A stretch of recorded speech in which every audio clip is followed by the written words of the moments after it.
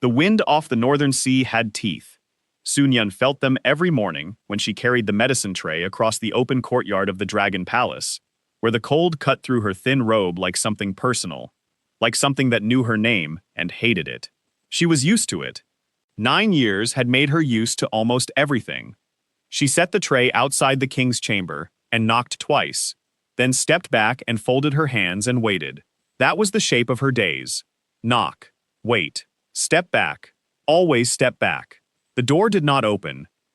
She counted to 30 inside her head, the way she always did, and then she heard his voice through the wood. Leave it. Yes, your majesty. She turned and walked away, and she did not look back, and her face showed nothing at all. She had trained her face the way a soldier trains his body. Years of repetition, years of necessity. Her name was Sun Yen, and she was 24 years old, and she had been in love with the Dragon King Ao Chen for every one of the 9 years she had spent inside his palace. She had never told him. She never planned to. That was not the kind of love that had a future. It was the kind that simply existed, quietly, the way water exists at the bottom of a well, cold and still and seen by no one. She had come to the palace at 15, barely more than a child, with cracked hands and a bundle of dried herbs tied to her back. She had grown up in a village at the edge of the mortal realm, the granddaughter of a healer who had spent her life cataloging the medicinal properties of plants that grew in places where the air was thin and the soil was strange. Sun Yan had learned everything her grandmother knew, and when her grandmother died, she had walked north for 6 days until she reached the palace gates and asked to be taken on as a medicine attendant. The head physician had looked at her for a long time, then tested her on 40 different herbs. She had named every one. He had hired her without another word. For the first year, she had barely seen the king at all. She ground medicines and cataloged ingredients and carried trays and brewed tonics. She was good at her work, and being good at her work was enough. Then came the night everything changed. She had been in the lowest storehouse, alone in the dark, sorting a new shipment of frost root, when she heard something fall in the courtyard outside. Not a small sound, a heavy sound, the sound of something large and living hitting the ground. She had gone to look. He was lying in the snow. She had known who he was immediately, even collapsed and barely breathing, even with his silver hair spread across the white ground like something spilled. She had seen him from a distance a handful of times, at ceremonies, passing through corridors she happened to be cleaning, and she had thought, the way anyone might think, that he was the most striking person she had ever seen. Not beautiful in a soft way, beautiful in the way that a storm is beautiful, overwhelming, something you watched from a safe distance. But now he was lying in her snow, and he was dying. She understood what was happening before she touched him. She recognized the particular stillness of poisoned blood, the faint discoloration at the edges of his nails, the shallow rhythm of his breathing.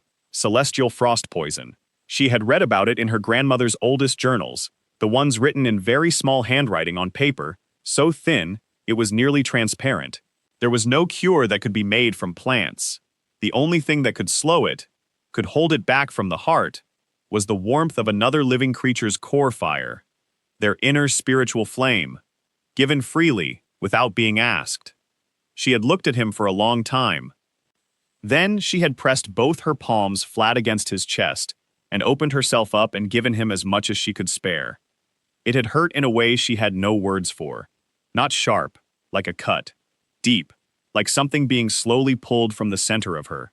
When she finally pulled her hands away, she was shaking so hard she could barely stand, and the snow around her had melted in a perfect circle, and the king's color had returned, and his breathing had deepened and steadied. She had gone back inside before anyone came. She had told no one. In the weeks that followed, the palace spoke of nothing but the miracle. The Dragon King had been found unconscious in the courtyard, nearly claimed by a rare and terrible poison, and had somehow survived the night. The physicians were baffled. The court searched for an explanation and found none. Someone suggested it was the work of the celestial princess Zhao Yun, who had visited the palace briefly that same season. She was the only one with spiritual fire powerful enough, and she had once expressed deep concern for the king's health. The story attached itself to her name like a thing that had always belonged there. Ao Chen had believed it too. Sun Yan had heard him say so, once, through a door she was standing outside.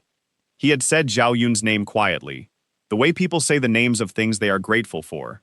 She had stood there for one moment, holding a tray, and then she had walked away. What could she have said? She had no proof. She had no witnesses. She had only the memory of the cold, and the pain, and his breathing steadying under her hands. She kept the memory. She gave it no other name. That was 9 years ago. She was still giving him her fire. Not all at once, not in great desperate floods the way she had that first night. Slowly, carefully, the way you feed a flame in wind. A little each week, woven into the tonics she brewed for him, carried in the steam of medicines she prepared with her own hands. The frost poison could not be defeated. But it could be managed. It could be held at bay. As long as she kept giving, it would not reach his heart. No one knew.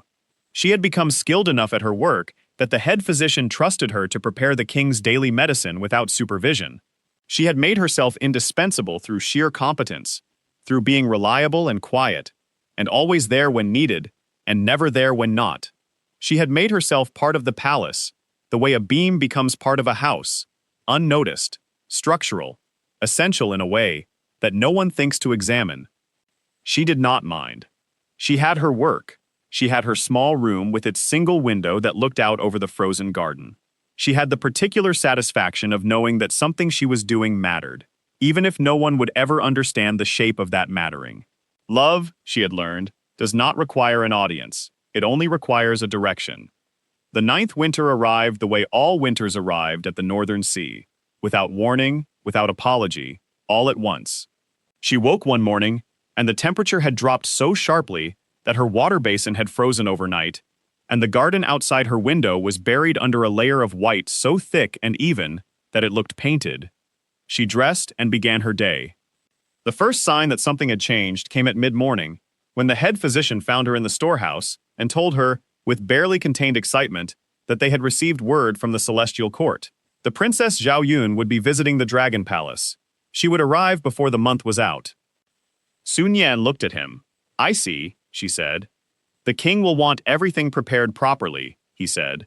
Extra care with the reception quarters, the very best everything. Of course, she said.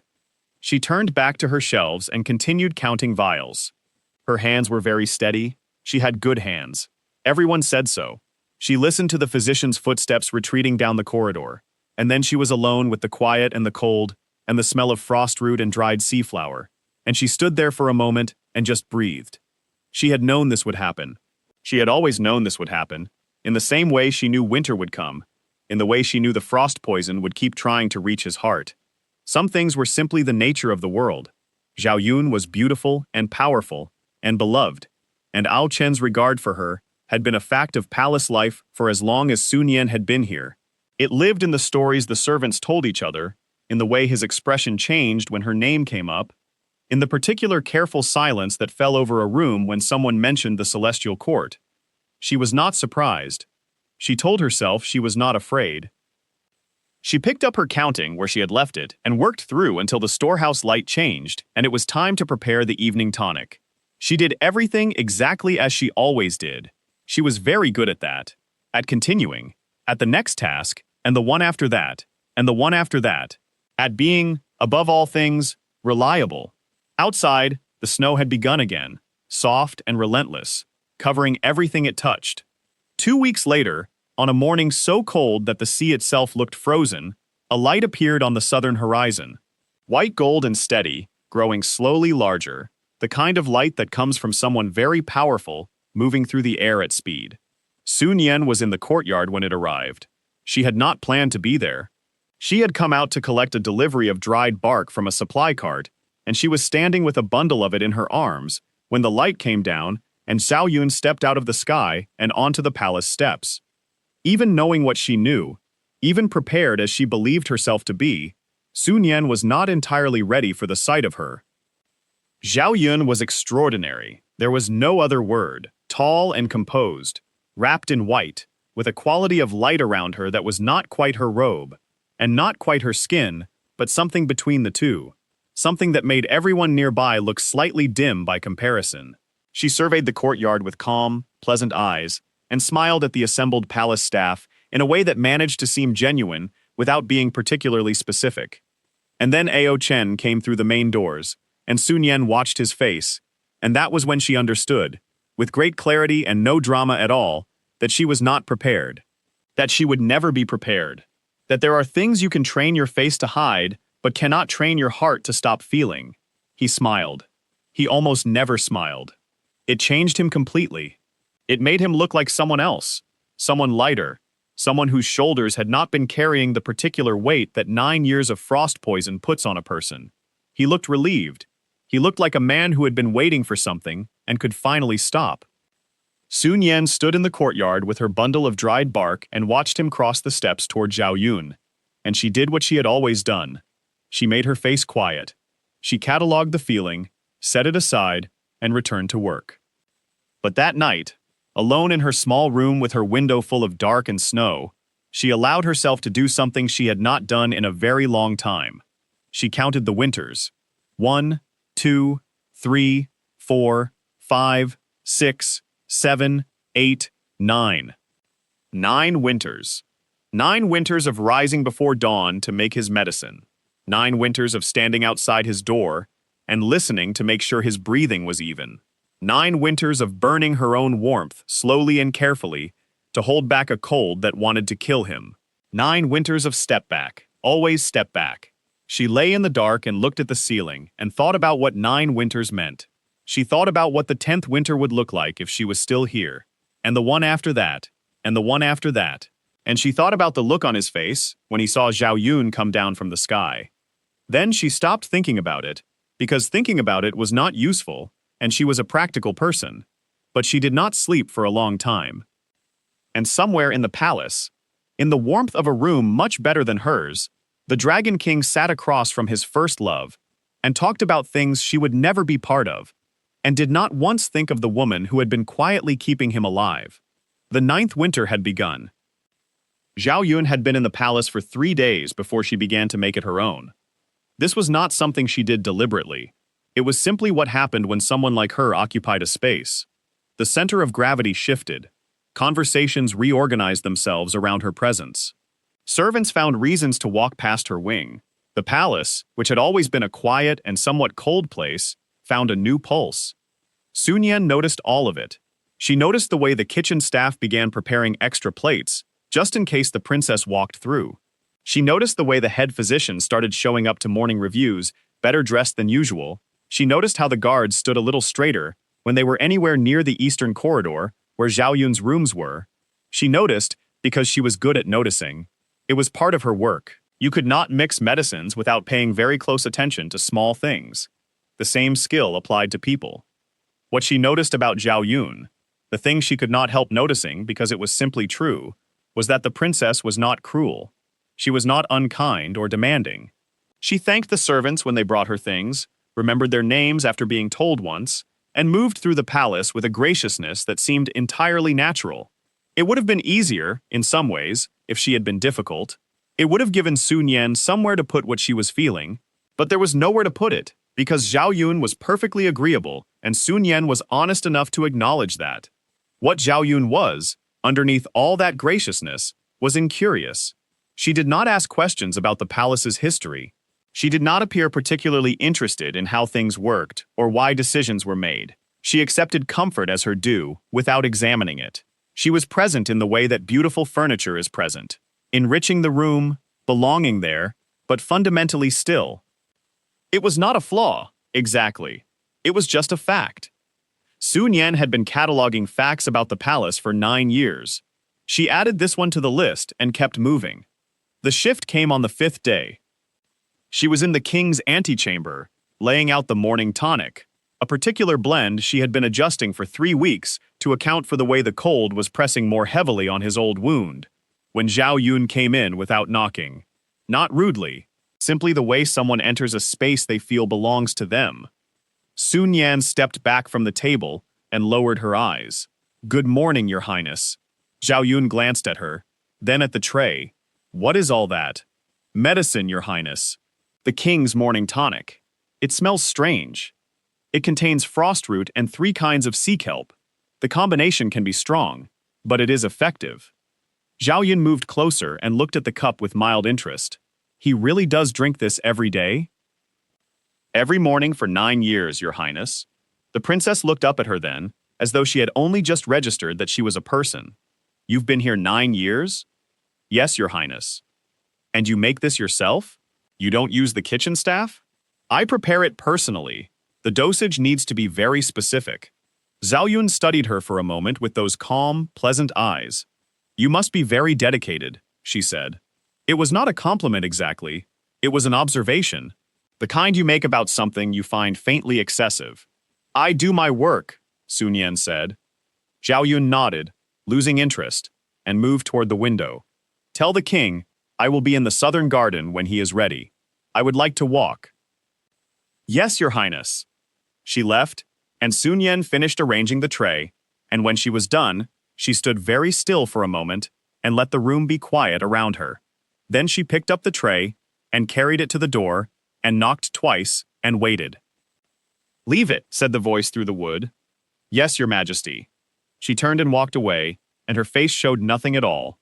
The first true blow came 7 days after Zhao Yun's arrival. Sun Yan had made him something small.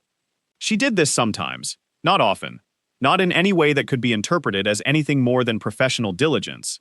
A small woven bag of dried herbs to hang near the window, so the warm air would pick up their properties and ease his breathing during the night. She had made them before, several times. They were simple, functional things. She left it on the tray with his morning medicine. 2 hours later, a junior attendant found her in the storehouse and handed it back to her. His Majesty asked that this be passed to the princess's room, the attendant said, looking slightly uncertain, as if she was not sure this was a normal request. He thought she might enjoy it. She mentioned having some difficulty sleeping. Sun Yan took the bag from her. Of course, she said. I will arrange it. After the attendant left, she stood holding the small bag in both hands. It was nothing. It was a bag of herbs. It was completely reasonable that he would give it to a guest who needed it more than he did. She understood that. She set it on a shelf and spent the next hour making a new one for his room. And when she was done, she made one for Zhao Yun's room as well, with a slightly different blend suited to someone without the frost poison, and she delivered both without comment. The second blow was larger. 11 days into Zhao Yun's visit, the princess came down with a mild cold. It was a genuinely small illness, something she might have walked off in 2 days if left to herself. But it created a great deal of activity in the palace. The king canceled his morning appointments. He had meals sent to her room. He sat with her in the evenings. Sun Yan heard all of this through the ordinary channels by which palace servants know everything. She paid it appropriate attention and moved on. Then the head physician called her to his study. He was a small man with a very organized desk and the habit of looking at things rather than people when he spoke to them. He was looking at the surface of his desk now. We need something for the princess, he said. Something that will shorten the duration of the illness. I can prepare a standard respiratory tonic, Sun Yan said. 3 days and she will be fully recovered. The king wants something faster. She waited. He specifically asked. The physician paused and moved a pen from one side of his desk to the other. Whether we had any heartfire essence, in a prepared form. The room felt different for a moment, like the temperature had changed. Sun Yan kept her voice exactly level. Heartfire essence. Yes, it would clear the cold almost immediately. He wants her to be comfortable. Another small pause. He said you had a supply. He was wrong. She did not have a supply. She had 1 vial. She had been saving it for 3 years. It was not a thing that could be easily made. It had to be given, not manufactured, drawn from a living person's core and poured into glass, and it cost the giver something real. She had been saving hers because she had thought, perhaps, that one day she would need it herself. Her own fire had been burning lower and lower over the years. She was not the same as she had been at 15. Every winter had taken something. But none of that was information she had ever shared with the physician. She thought about the frost poison. She thought about what her fire had been doing, slowly and steadily, for 9 years. She thought about the look on his face when he saw Zhao Yun come out of the sky. She thought about what love looks like when it knows it has no future. I have 1 vial, she said. I was saving it, but I can give it. The physician finally looked up at her. Are you certain? That kind of essence, giving it, has a cost. I am aware of that, she said. I will bring it this afternoon. She walked back to her room.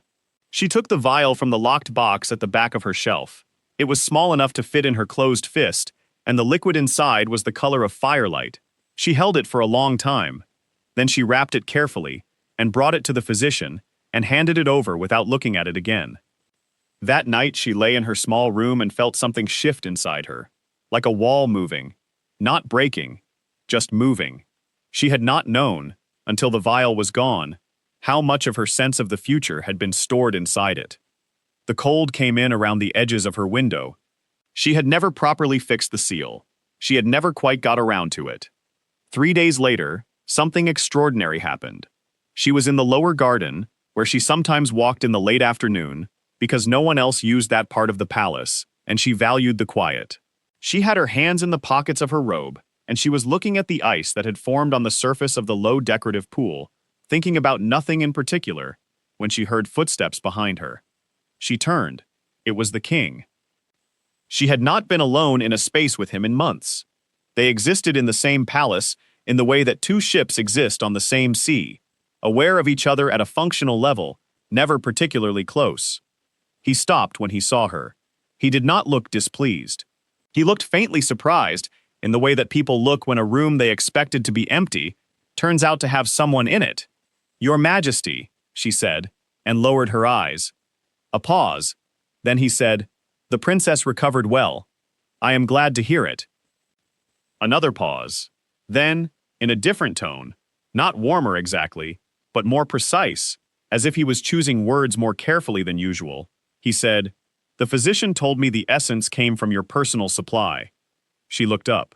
His expression was very still. The kind of still that is not the same as empty. It was not needed for anything else, she said. It was the appropriate use. He looked at her for a long moment. She did not know what he saw. She had spent 9 years making sure her face told no particular story. "That was a significant thing to give," he said. "My work is to keep the palace healthy," she said. "Your Highness and her guests are part of that." He looked at her a moment longer, then he nodded. Once. "Thank you," he said. And there was something underneath it. Not exactly discomfort, but something adjacent to it. Something that might have been the beginning of a question he did not know how to ask. Then he turned and walked back toward the main hall, and Sun Yan stood alone in the frozen garden and watched him go. She turned back to the pool. The ice on the surface was very clear and very still. She could see her own reflection in it, small and pale, and she looked at herself for a long moment. Then she looked away. She walked back inside, and she began to plan. Not obviously, not in any way that would be visible to anyone watching, but the decision had been made, she realized, without her quite noticing, the way important decisions often are. Made in the body before the mind catches up. Made in the moment the vial left her hand. When the 9th winter ended, she would leave. She did not cry.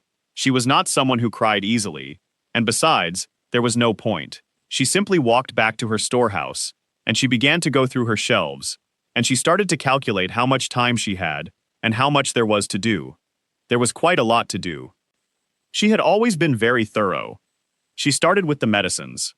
It took her 4 weeks to complete the records, 4 weeks of evenings spent at her small desk with a lamp and a careful hand, writing out everything she had learned about the frost poison and how to manage it. She had never written it all in one place before. She had kept it in her head, the way you keep things that you do not particularly want anyone else to find. But she could not leave without leaving the knowledge behind. That was not something she was willing to do. She documented the daily tonic formula. Not just the ingredients, but the reasoning behind each one. Why the frost root quantity needed to increase in the 2nd month of winter. Why the sea kelp had to be dried at a very specific temperature to retain its warming properties. Why the timing of each dose mattered as much as the dose itself. She wrote it clearly, and without unnecessary complication. Any competent physician could follow it. Whether any competent physician would follow it exactly, without cutting corners, or substituting ingredients that were easier to source, that was a different question. One she could not answer from a distance. One she tried not to think about too much, because thinking about it made her hands want to stop writing, and she needed to finish. She labeled every jar in the storehouse. Every jar she had ever labeled she relabeled, with clearer text and more precise notes. She organized the shelves in the order that a new attendant would find most logical, not the order that had simply accumulated over 9 years of her own idiosyncratic system. She thought about the person who would come after her, and she tried to make things easy for that person. She had always been considerate in this way, even when there was no particular benefit to her in it. She settled her accounts with the supply merchants. She had managed certain orders herself over the years, and there were small administrative records she kept that the head physician did not know existed. She transferred all of it to the main palace records in a way that would be seamless. No gaps, no confusion, no moment where someone would open a ledger and find an unexplained absence. She was very good at not leaving messes. She returned what she had borrowed. Over 9 years, there were small things. A borrowed text from the palace library she had kept too long. A set of brass measuring weights she had signed out and forgotten to return. A particular tool from the physician's equipment that she had taken for a specific task, and simply absorbed into her own kit without thinking. She returned each of these, quietly, at different times, so that the returns would not seem connected. She thought about the tokens. In 9 years, he had given her things exactly 7 times. Never deliberately, never with intention.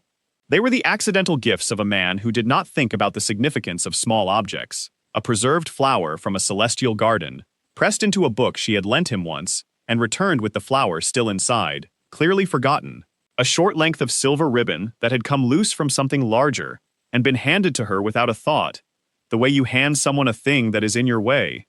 A small piece of carved stone from a box he had been going through, passed to her with the instruction to find a use for it. Things like that. She had kept all 7. Not as relics, not in any dramatic spirit. She had simply kept them because they were objects, and she was a practical person, and throwing things away unnecessarily had always seemed wrong to her. She had not let herself attach too much weight to them. She had told herself that, and she had mostly believed it. Now she got them out and wrapped them one by one and prepared them to go back. She did not include a note with any of them. A note would have required an explanation, and she did not have an explanation that she could give without revealing the thing she had spent 9 years not revealing. So she simply placed each item in a small cloth, tied it neatly, and added it to the box she was gradually filling with everything that was not hers. It was during this process that she allowed herself to feel the thing she had been carefully not feeling for weeks. She sat on the edge of her bed with a piece of silver ribbon in her hands, and she let herself feel it fully, without managing it. Not grief exactly. Grief implies a loss that was once a possession. She had never possessed anything. It was more like the particular ache of something that was always at a distance. A home you could see from a hillside but could never reach. She had lived with that ache for so long that it had become part of her, like the cold, like the smell of frost root. She would carry it with her when she left. She understood that. She was not under the impression that distance would remove it. But she would not carry it here, at least. She would not spend another winter being invisible in a place where she had given everything. She folded the ribbon very neatly, and placed it in the cloth, and tied the cloth, and set it in the box. And she felt the ache, and she breathed through it, and then she moved on. The hardest part was the life bond. She had not planned for the life bond. It had happened the first night, without her understanding what she was doing. When she had pressed her hands to his chest and poured her fire into him, something else had gone with it. Something she had not consciously sent. Some instinctive reaching out from one living thing to another, in a moment of profound urgency. The frost poison had been very close to his heart.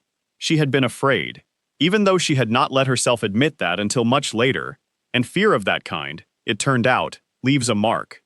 The bond was invisible. She was the only one who knew it was there.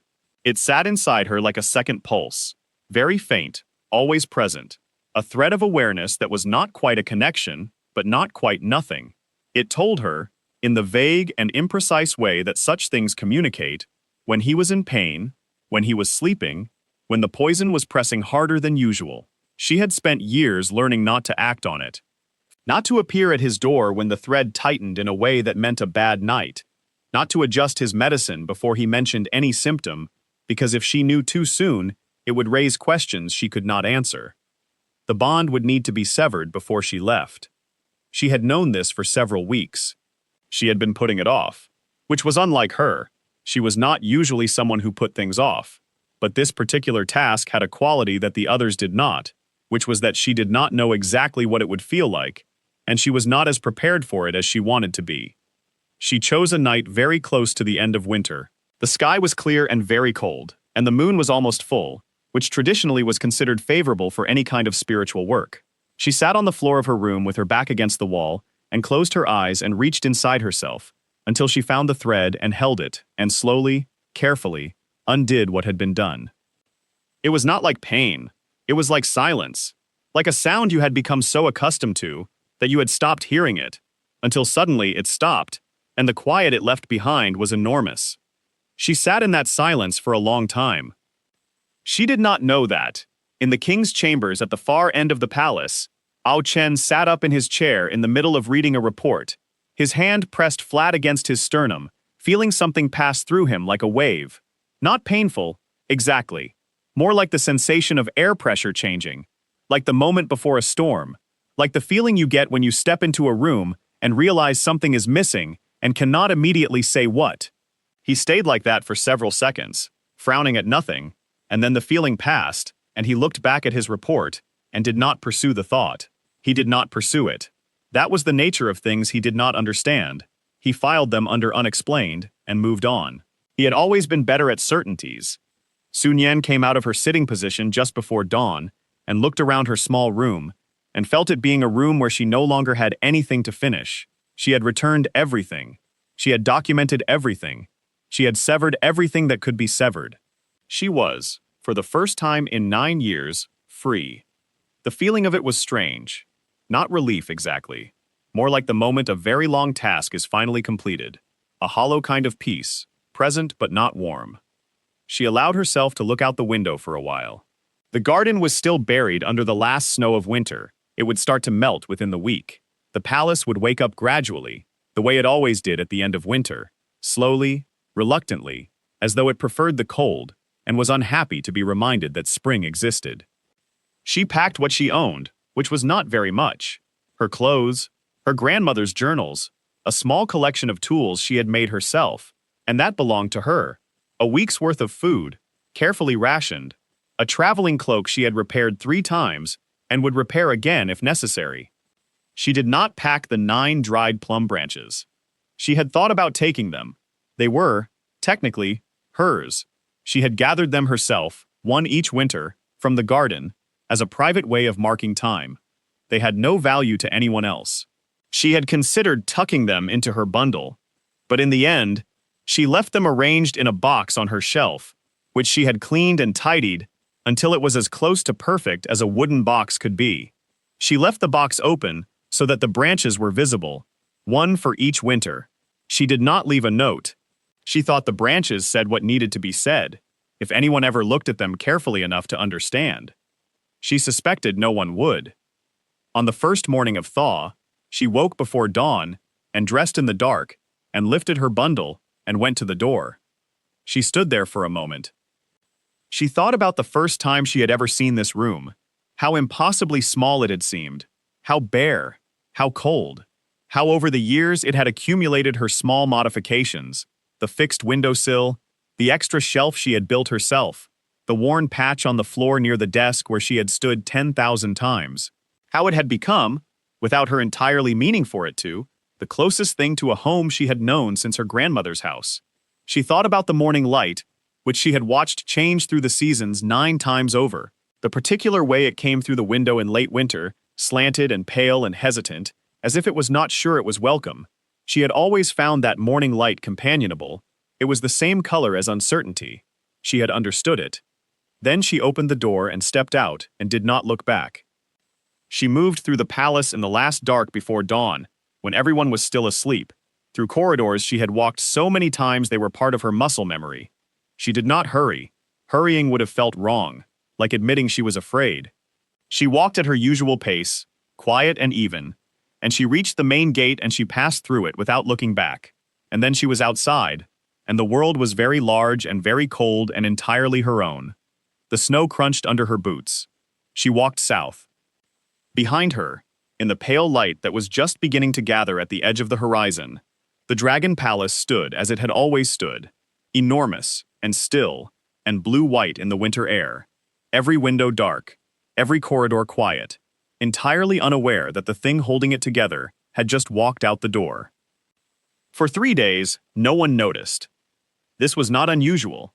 Sun had always been self-sufficient. She managed her own schedule, ordered her own supplies, worked largely without supervision. It was common for her to be occupied in the storehouse for an entire day without anyone checking on her. Her absence on the first day was simply not registered. On the second day, the head physician assumed she was unwell and sent a junior attendant to check, and the attendant came back and said the room appeared to be empty. On the third day, the physician went himself and found the neatly labeled shelves, the organized records, the open box on the shelf with the 9 dried branches inside it, and he stood in the doorway for a long time feeling something he could not quite name. He reported it to the king. Ao Chen listened to the report at his morning meeting. His expression did not change. He asked 2 clarifying questions, both logistical. Had she left any indication of her destination? Had any palace accounts been affected? And when the answers to both were no, he nodded and said they would need to begin a search for a replacement. He continued with the rest of the meeting. But in the courtyard later that afternoon, where he had gone for no particular reason and stood looking at nothing, he felt the absence in a way he had not expected. Not dramatic, not like pain. More like the frost root smell that had permanently gone from the corridor outside his chambers. More like looking for something he had relied on without knowing he was relying on it. He frowned at the empty courtyard. He went back inside. By the 5th day, the tonic had been prepared by the junior physician who had been assigned to take over, following Sun Yan's detailed notes as closely as he could. Ao Chen drank it and said nothing, but it tasted wrong in a way he could feel in the back of his jaw.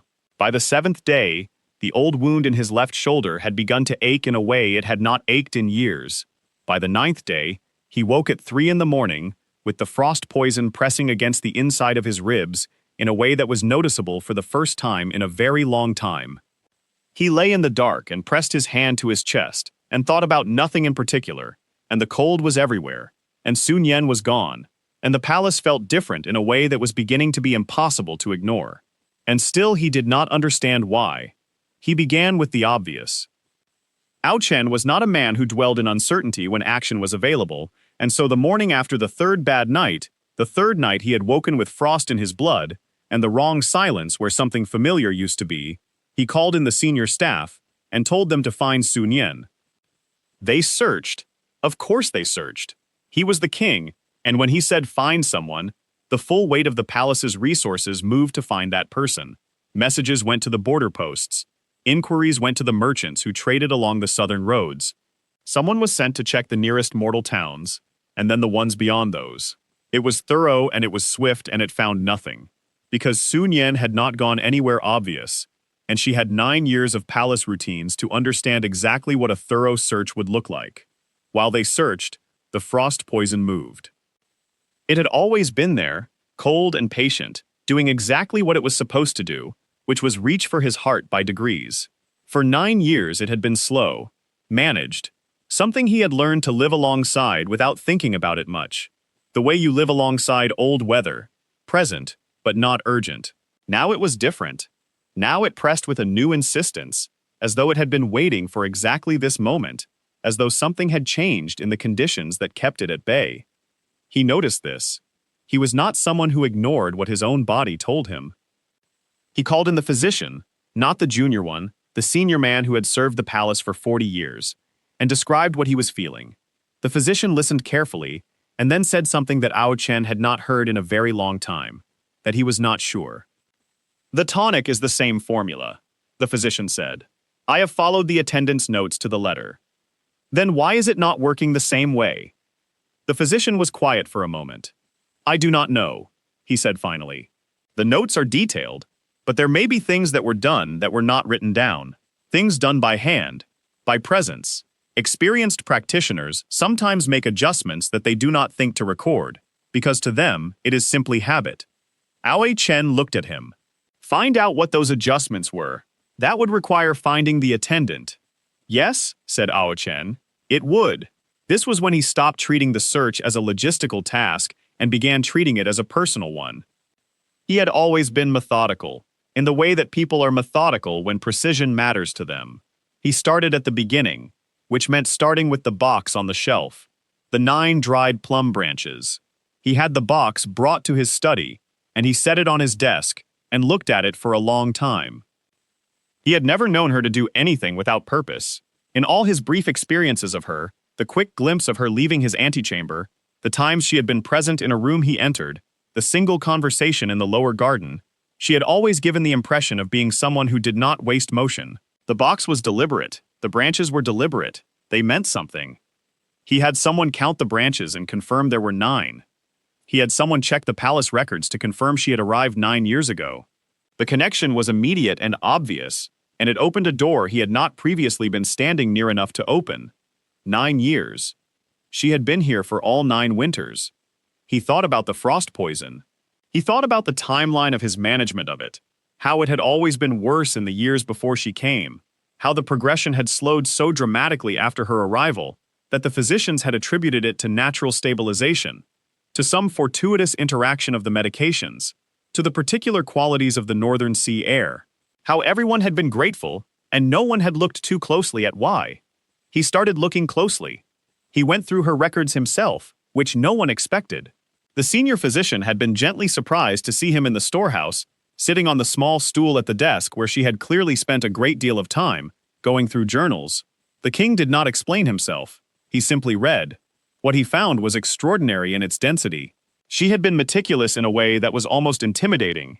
Every formula, every adjustment, every observation written in a clear hand that became slightly more confident year by year. He could track her growth through the handwriting alone, the way the early entries had a slight hesitation in them that the later ones entirely lacked. And then, buried in the 3rd journal, in an entry from early in the 4th year, he found a passage that stopped him. She had written about a theoretical problem, framed as theoretical, as though she were working through a hypothetical, regarding the management of celestial frost poison. She had asked, in the precise and patient language of someone thinking through something very carefully, whether there were circumstances under which heart fire given at the point of initial exposure might establish a permanent bond with the affliction, whether the fire might become, in time, a necessary counterweight, not just a temporary solution, but the actual mechanism by which the progression was held at bay, whether removing that fire, after enough time had passed, would allow the poison to advance as though no management had occurred in the intervening period. She had concluded that in theory, yes, this seemed likely. She had then written, in a slightly smaller hand, as though the observation were an afterthought rather than the point of the entire entry. The initial exposure must have been very close to critical. The fire required would have been significant. The cost to the giver is not addressed in any of the available texts, which is a notable omission. He read the passage 3 times. Then he sat very still for a very long time. He thought about the night he had nearly died in the snow. He thought about how he had woken, alive, in his own bed, with no explanation. He thought about how the court had built a story around Zhao Yun's name, and how he had held that story for 9 years, because it was offered to him, and it fit the shape of what he wanted to believe, and he had never looked underneath it. He thought about a 15-year-old girl alone in a storehouse who had walked out at night and found him dying, and done something that had cost her enormously, and then gone back inside and said nothing. He thought about the vial, the heartfire essence, given without hesitation. He had not thought about what it cost her, because he had not known to think about it. He had not known that Sun Yan was the reason that kind of essence was relevant at all. He had handed the request to the physician, and accepted the result and thanked her in a courtyard, briefly, for her professional dedication. He put the journal down. He found Zhao Yun. She was in the Eastern Garden, where she had spent most of her time since her recovery, and she looked up with her usual composed pleasantness when he came toward her. The pleasantness began to fade as she registered his expression, which was the kind of expression that does not have a social face. "I want to ask you something," he said, "and I want an honest answer." She watched him for a moment. "Of course. The night I nearly died, 9 years ago, were you here?" A pause. Very small, but he had spent years dealing with people who had reasons to hide things, and he was very good at reading pauses. "I passed through the region," she said carefully. "Did you help me?" The pause this time was longer. He watched her make the calculation he could see her making, the arithmetic of what he already knew against what she could safely still conceal, and he watched her reach the conclusion that the calculation did not favor her. "No," she said, very quietly. "I did not." The garden was very still.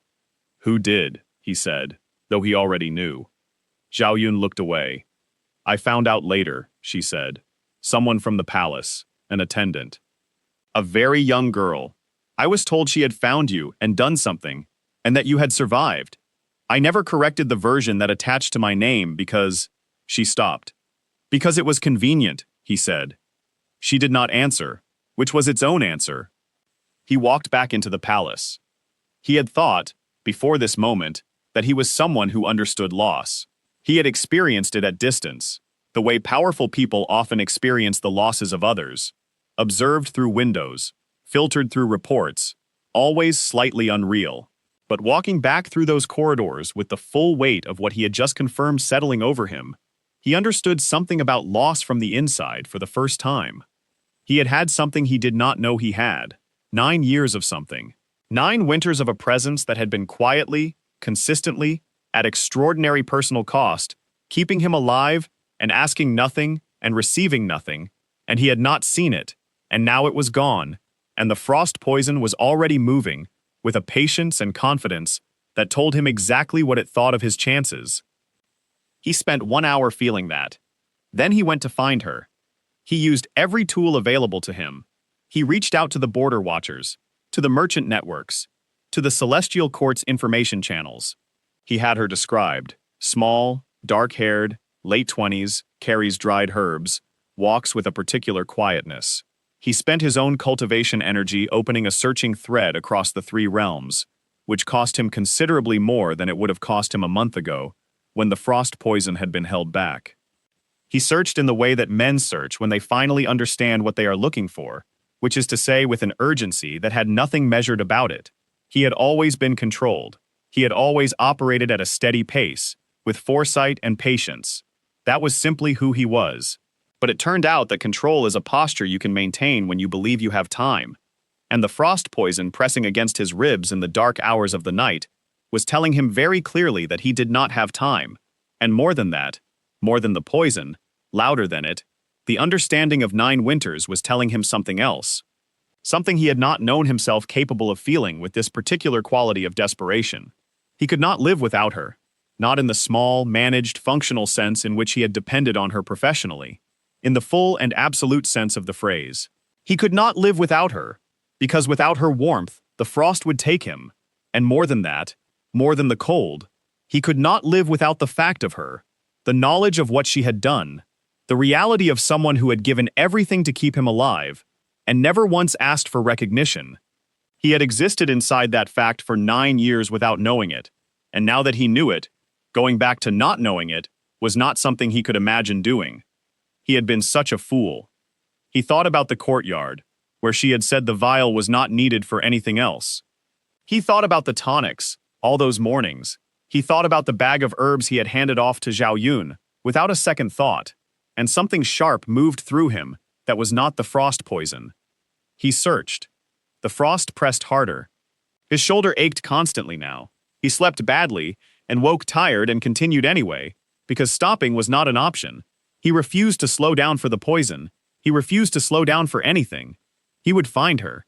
And when he did, he was going to spend as long as it took making her understand that he knew, that he saw, that he was finished not seeing. The searching thread finally found a trace, thin as smoke, very far south, in the direction of the mortal realm. He was already moving before the trace fully resolved. The village was called Qingwei, and it sat at the base of a low mountain range where the air was warmer than the north, but still had a quality of clearness to it, like water from a deep source. Small houses, a market lane, a well in the center that served as the meeting point for most of what passed as public life. She had set herself up in a house at the edge of the village, near enough to be useful and far enough to have quiet. The house was smaller than her room at the palace, which had not been large to begin with.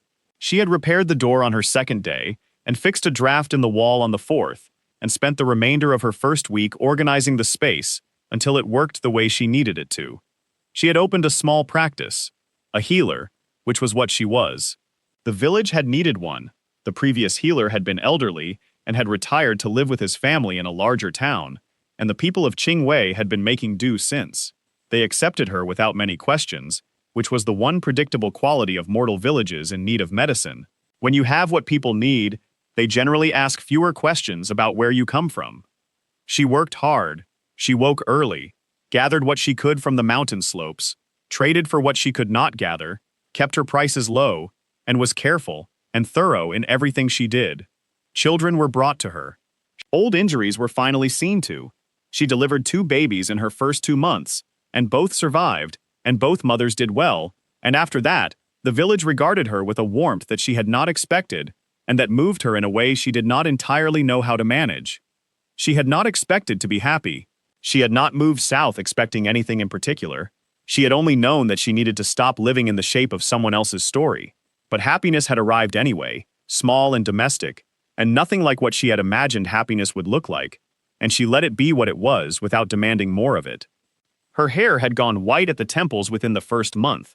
She had looked at it in the bronze mirror in her house and felt the old ache move through her, and then subside.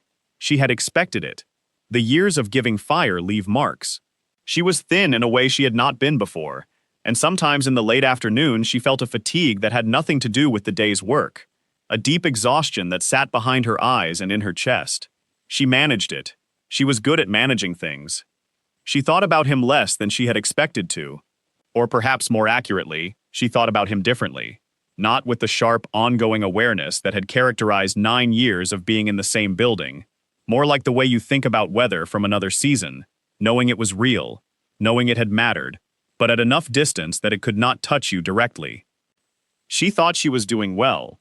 She was in the middle of a particularly delicate process, extracting the active element from a mountain herb that grew only in very specific conditions and had to be worked within 4 hours of harvesting, or it lost its properties entirely, when she heard a sound outside her door that was wrong. Not threatening, just wrong. The sound of someone moving who was not moving well. Heavy footsteps, slightly uneven, the kind of gait that comes from someone using more energy than they have to maintain a posture they have committed to. She wiped her hands and went to the door and opened it. He was standing in the lane outside her house. She had not known, until this moment, how completely she had believed she would never see him again. It had been a belief so fundamental that its opposite simply had not existed as a possibility in her mind. And so seeing him standing there, in traveling clothes, which she had never seen him in before, without the palace around him, without the formal arrangements that had always defined his presence, was so disorienting that for a full moment she could not process what she was looking at. He looked worse than she had expected. His face was thinner. There were shadows under his eyes of a specific quality she recognized from his bad winters. His left shoulder was held very slightly higher than his right, which was the unconscious adjustment people make when something under the shoulder aches constantly. She had done this. Not his deterioration, she had not caused that. The frost poison had always been doing what it was doing, and she had always known that without her management it would move faster. That was not her fault. But she had known it, and she had left anyway, and standing here looking at the result of that, she felt something complicated that was not quite guilt, and not quite certainty, and not quite either direction. She became aware that she had been standing in her doorway, not speaking for longer than was polite. "You should come inside," she said. "You look cold." He came inside. He looked around the small house with an expression she could not read, and she turned back to her workbench, because, if she watched him too closely, she was going to lose the focus she needed to finish what she had been doing, and the herb would not wait.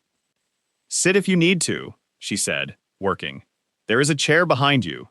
He did not sit. She heard him stay standing, which she had expected. He said her name. Just that. The way you say a thing when you have been looking for it for a long time and have finally found it and are not entirely sure what comes next. She kept working. "You need to go back," she said. "The tonic you are getting is missing the adjustment for the shoulder. I can see it in the way you are standing. You will need—" "I know what happened the night I nearly died," he said. Her hands went still. "I know it was you," he said. "I know about the fire. I know about the bond. I know about the vial." His voice was very even. He had learned, she supposed, to keep things even. It was something they had in common. "I know that you were doing something every day for 9 years, that I never saw because I was not looking. She started working again. Her hands were steady. She had good hands. "It is documented in the records," she said. "The new physician should be able to—" "I am not here about the poison." She stopped working. The silence in the small house was very large. Outside, the village was making its ordinary afternoon sounds. A cart somewhere, a child's voice, the distant rhythm of daily life. And inside, there was just the two of them, and the quiet between them and 9 years' worth of things that had not been said. She turned around. He was looking at her the way she had spent 9 years carefully avoiding being looked at, directly, without the professional distance that had always characterized their interactions, without his attention going through her to the task at hand, just at her. She felt it in the way that you feel something when you have been braced against it for so long that finally encountering it is less like impact and more like the sudden removal of the thing you had been bracing against, unsteadying in a completely different way. "You cannot stay here," she said. "I am not leaving without you. That is not—" She stopped. She organized her thoughts. She was someone who organized her thoughts before speaking, and right now, her thoughts needed organizing. "That is not a decision you get to make on my behalf." "I know that," he said. "I am not deciding it. I am telling you what I intend to do, and what I intend to do is stay until you decide something different." She looked at him. "You cannot stay in Qingwei," she said. "You are the Dragon King. You have a palace to—" "The palace will continue," he said. "Palaces do. I have a senior staff that is more than capable." He paused. "I need to say something to you, and I am going to say it once, and I am not going to make it large or dramatic, because I do not think you are someone who responds well to large and dramatic things, so I am going to say it plainly." She waited. He said, "I spent 9 years receiving something I did not know I was receiving. I spent 9 years being kept alive by someone I did not see. I spent 9 years doing nothing in return, and I cannot change that, and I know that, but I know it now. I see you now, and I am asking you, plainly, to let me try." The ache in her chest had been there for 9 years. She knew its shape exactly. It was not new, and it was not something she could remove by choosing to, the way you can remove a splinter or an obligation. It was simply there, the way her breath was there, the way the cold was there. She said, "I am not the same as I was. Neither am I. I am tired, and my fire is low, and my hair is white at the sides, and some days, the work exhausts me more than it should." "I know. And you—" She stopped. She looked at his shoulder. She looked at the shadows under his eyes. She thought about the frost poison, doing what it had always wanted to do, the way water does what it has always wanted to do when the thing holding it back is removed. She thought about the fact that she was standing in a house at the edge of a village at the edge of the mortal realm, and that she had chosen this, and that she had been, genuinely, beginning to be all right. She thought about what she would do if he left this house, and she watched him walk away. She thought about what she would do in a year, and in 5 years, and in 9 more winters. She said, "You cannot sleep on the floor. There is a storage room at the back that has space for a cot if you move the boxes." He was quiet for a moment. "I can move the boxes," he said. "And I am not going back to the palace. I understand. And you will follow my instructions regarding the poison management while you are here, because I will not watch you get worse when I know how to slow it." "Yes." She turned back to her workbench. "The herb I am working with will lose its properties in approximately 40 minutes. Come back after that and we will begin." She heard him move. She heard the sound of boxes being shifted in the back room. She heard the particular way the small house adjusted to a second presence in it, the way spaces do, the way they expand slightly or settle slightly, the way the silence changes quality when it is shared rather than solitary. She kept working. She finished the extraction with 6 minutes to spare, which was closer than she liked, but acceptable. She sealed the result in a glass vial and added it to the shelf with the others. She washed her hands. She turned around. He was standing in the doorway between the main room and the back. He had moved the boxes. He was looking at her with that same direct attention, and this time she did not look away from it. "Tell me what you need," he said. And it was such a simple sentence, such an undefended sentence, from someone who had spent a great deal of time being defended. She thought about 9 winters. She thought about all the things she had never said.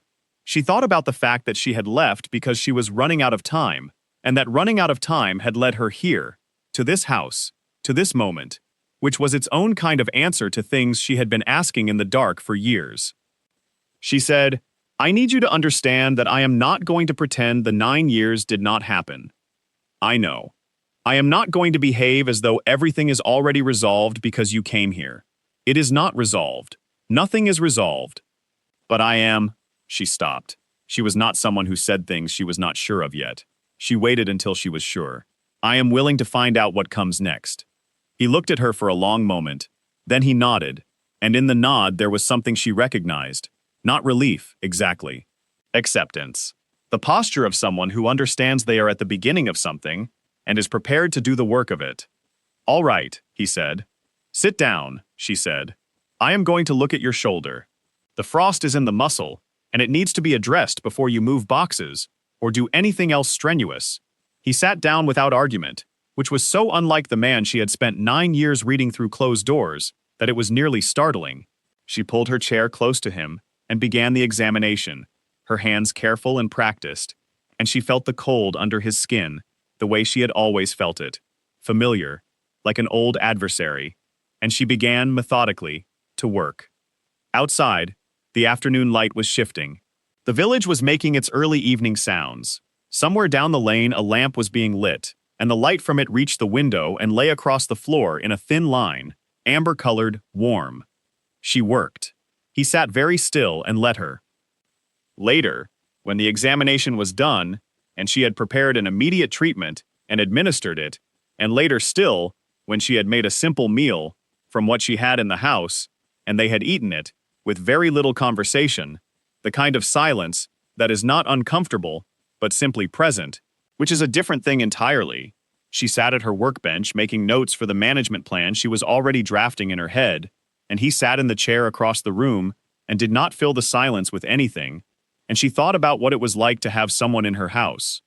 She had not had that before, not in any form that was freely chosen. She thought it was something she would need to get used to.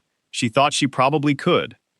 Much later, in the deep quiet of the night, she heard the sound of his breathing from the back room, steady, slower than it should be, the slight roughness of the frost in the chest, and she did not lie awake worrying about it the way she would have, once. She simply heard it and noted it and let it be information she would address tomorrow, and she closed her eyes. The 10th winter would come. She had learned, over 9 years, to stop dreading winters, to simply prepare for them instead. To set aside what she needed, and do the work that was in front of her, and let the cold come when it came, and know that she had done what she could. The 10th winter would come, and she would be here, and she would not be alone in it, and whatever came next would come. She slept. In the morning, very early, she heard him in the other room before she rose. The sound of him being careful, moving quietly, not wanting to wake her. She heard the door open and close softly. She heard, a moment later, the distant chunk of an axe on wood. She lay there for a moment, listening. He was chopping firewood. He had not asked. He had simply seen that it needed doing, and done it, in the early light, quietly, in the cold. The sound came through the walls in a regular rhythm, unhurried and even. The sound of someone who was not in a hurry, because they were not going anywhere. She got up. She started the medicine for his morning treatment, and began heating water, and got the day organized the way she always got the day organized. Methodically, from the beginning, one task at a time. She could hear the axe through the wall, and she moved around the room, and the small house was warm, with 2 people in it in the early morning, which was a warmth she had not known she was missing. She opened the window a small amount to let in the cold air that the mountain was offering, which was sharp and clean, and carried the smell of pine sap and frost, and she breathed it in, and she thought, for the first time in a long time, about what the next 9 years might look like. Not planned, not controlled, not at a careful distance from the things that could hurt her, just next. She turned back to her workbench. There was a great deal of work to do. There always was. She was very glad of it.